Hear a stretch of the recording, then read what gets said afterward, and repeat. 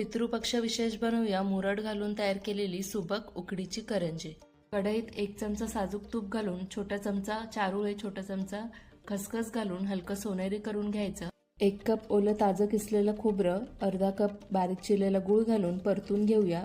गूळ पूर्ण विरघळून मिश्रण कोरडं झालं की जायफळ आणि वेलची पूड घालून मिक्स करून घेऊया। उकडसाठी कढईमध्ये 1 कप पाणी, 1 चमचा साजूक तूप आणि चवीनुसार मीठ घालून उकळी काढून घेऊया। त्यानंतर 1 कप तांदळाचं पीठ थोडं थोडं घालून मिक्स करून अशी एक उकड तयार करून घेऊया।